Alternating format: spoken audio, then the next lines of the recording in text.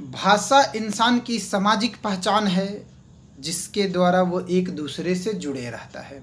दोस्तों नमस्कार, मैं हरिंदर पांडे स्वागत करता हूं आपके अपने इस यूट्यूब चैनल पर।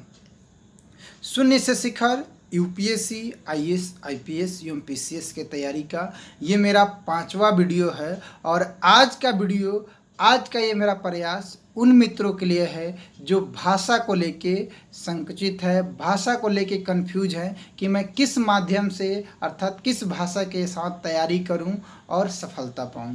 इंग्लिश माध्यम बेहतर है कि हिंदी माध्यम बेहतर है। दोस्तों एक बात मैं आपसे कह दूं कि भाषा की अपना महत्व है, अपनी विशेषता है। भाषा कहीं भी आपके सफलता और असफलता में सहायक और बाधक नहीं होता है, और ख़ासकर संघ लोक सेवा आयोग और राज्य लोक सेवा आयोग में तो बिल्कुल नहीं।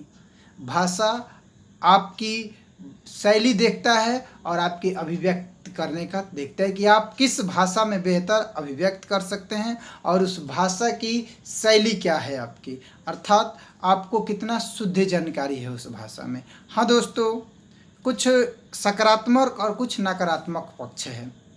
सकारात्मक पक्ष इंग्लिश के साथ में है कि उसकी जो भी वर्ड्स होता है वो आसान होता है, लेकिन ऐसा नहीं कि इंग्लिश माध्यम में ही आपका है तो आप सफल होंगे, ऐसा कुछ भी नहीं है। आप इंग्लिश भाषा जानते हैं, इंग्लिश बोलना जानते हैं, आप इंग्लिश पढ़ना जानते हैं, लेकिन यूपीएससी के अकॉर्डिंग अगर आप नहीं हैं तो आपका इंग्लिश कितना भी अच्छा है, आप असफल हैं, आप सफल नहीं हो सकते हैं।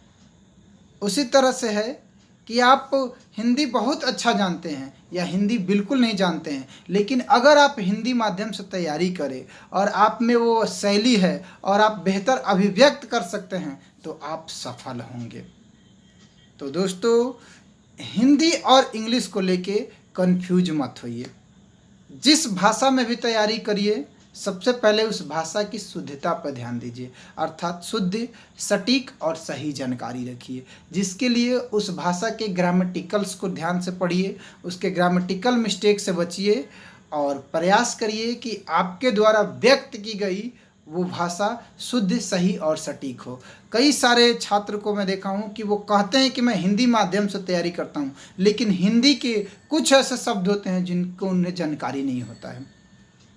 और यही चीज़ इंग्लिश वालों के साथ भी होता है कि वो इंग्लिश में तैयारी तो करते हैं लेकिन वो चीज़ें नहीं समझ पाते हैं। तो ये दोनों के साथ है। हाँ, हिंदी माध्यम में कुछ मटेरियल नहीं मिल पाता है और कुछ मटेरियल हिंदी माध्यम में समझ में नहीं आता है, जैसे विज्ञान एवं प्रौद्योगिकी का अगर आप उसे इंग्लिश में पढ़ेंगे तो बेहतर करेंगे, बेहतर तरीके से समझ पाएंगे।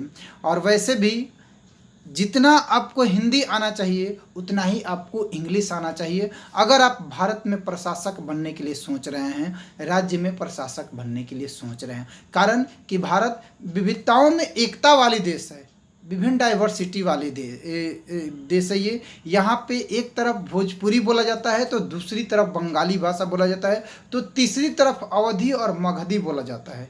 अपने ही लोगों से, अपने ही भाइयों से कई बार होता है कि हम कम्युनिकेट नहीं कर पाते हैं, हम उनसे बात नहीं कर पाते और उनकी भाषा को समझ नहीं पाते हैं। तो इसके लिए एक सहायक भाषा, ग्लोबल लैंग्वेज इंग्लिश हो सकता है, क्योंकि इंग्लिश आसानी से सीखा जा सकता है, आसानी से बोला जा सकता है और आसानी से समझा जा सकता है। थोड़ा सा कठिनाई है लेकिन ये असंभव नहीं है। और ऐसा नहीं है कि आप अगर हिंदी माध्यम से तैयारी कर रहे हैं तो आप सफल नहीं होंगे। आप हिंदी माध्यम से तैयारी करेंगे आप भी सफल होंगे। कई सारे ऐसे टॉपर हैं, कई सारे ऐसे छात्र हैं जो हिंदी माध्यम में तैयारी किए और भाषाई बाधा को तोड़ते हुए बेहतर किए।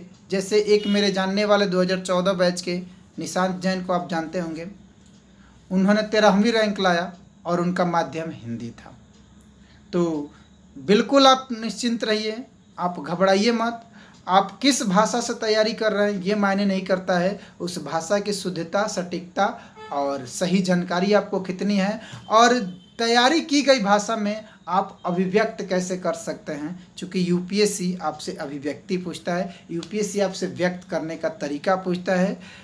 प्रारंभिक परीक्षा में तो ऑब्जेक्टिव होता है, वहाँ पे तो भाषा का कोई खास उपयोग होता नहीं है, लेकिन जो मुख्य परीक्षा होता है उसमें आपकी भाषा शैली देखा जाता है, आपका व्यक्त करने का तरीका देखा जाता है, और कहीं ना कहीं आप में वो विवात्मक और मुद्दात्मक क्वेश्चन आता है तो उस पर आपका एक विचार देखा जाता है कि आप में वो प्रशासनिक क्वालिटी है कि नहीं, आप उस एक प्रशासनिक तरह से अपने भाषाओं के द्वारा समझा पाते हैं कि नहीं, व्यक्त कर पाते हैं कि नहीं।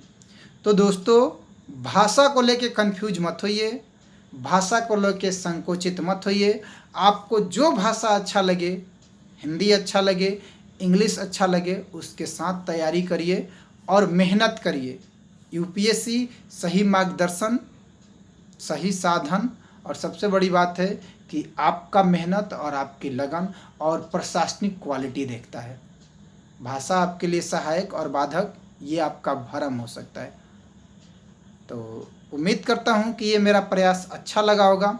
अगर अच्छा लगा होगा तो वीडियो को लाइक करिएगा, कमेंट करिएगा और दोस्तों में शेयर करिएगा। और अगले वीडियो पर मिलते हैं और अगले वीडियो पर बात करेंगे कि प्रारंभिक परीक्षा और आपकी तैयारी, और अब आप शुरुआत कैसे करेंगे, किन साधनों के साथ करेंगे। अगर आप छोटे शहर में रहेंगे तो वहाँ से कैसे तैयारी करेंगे, और बड़े शहर में रहेंगे तो वहाँ से कैसे तैयारी करेंगे।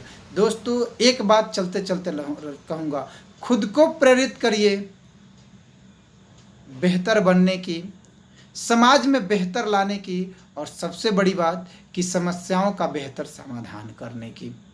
जय हिंद, जय भारत।